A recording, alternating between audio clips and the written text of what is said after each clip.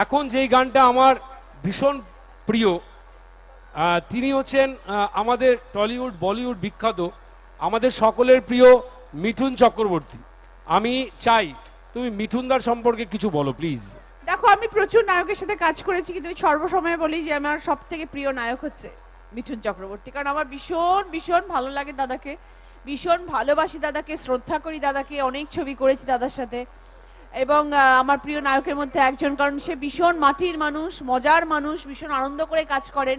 ওনার ছবিতে কাজ করা মানেই ওনার সঙ্গে শুধু আনন্দ করে খাওয়া দাওয়া, হই হুল্লোড়, কাজ কম হয়, আনন্দ আর খাওয়া দাওয়া বেশি হয়। ওই জন্য মিঠুনদার সাথে কাজ করার একটা আলাদা আনন্দ তো সবসময় থাকে।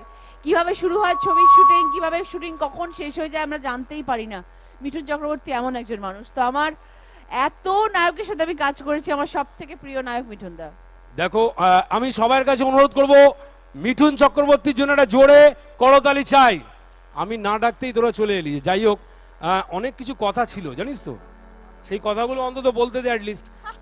যাই হোক, আমি বলতে চাইছিলাম অনেক কিছুই, কিন্তু এরা মধ্যিখানে ঢুকে সব ঘেঁটে দিল আর কি। তো যাই হোক, আমি একটা মিষ্টি প্ল্যান করেছিলাম। আমি, ম্যাডি আর আমাদের প্রিয়া বলে একজন অ্যাঙ্কার আছে, ভীষণ ভালো অ্যাঙ্কার করে আমাদের ম্যাডি, অসাধারণ স্টেজ পারফর্মার। তো আমরা তিনজনে মিলে একটা প্ল্যান করলাম যে অনেক কিছু বলে তোমায় রাজি করাবো আর কি। তো যাই হোক, আমি ছোটোখাটো বলে বলে নিই।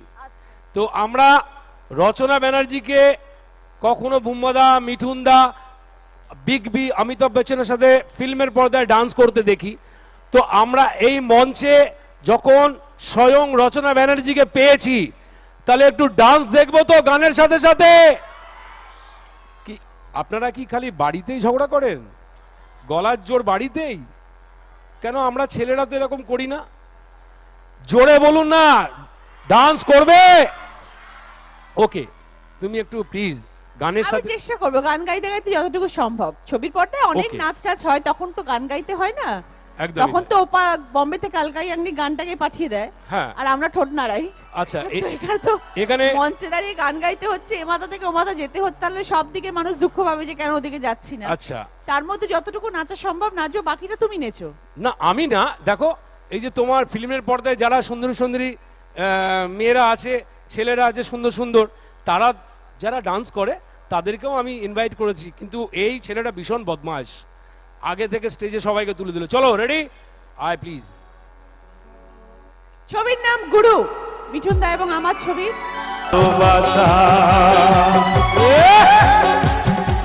সামনে যারা বসে আছে একবার জোরে চিৎকার চাই।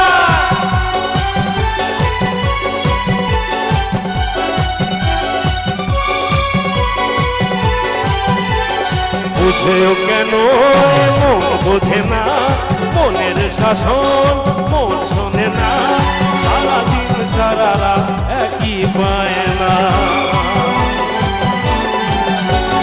বুঝেও কেন মন বোঝে না, মনের শাসন মন শোনে না, সারাদিন সারা রাত একই পায় না। কোথায় যাবো কাছে পাবো, কোথায় যাবো কাছে পাবো, বড় দু চোখের ভাষা,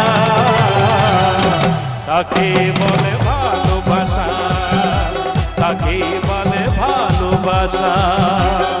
এ পলকের দেখাতে কিছু ভালো লাগাতে, যার হাসি মনে গেঁথে যায়, যে মন শুধু তাকে পেতে চায়, যে মন শুধু তাকে পেতে চায়।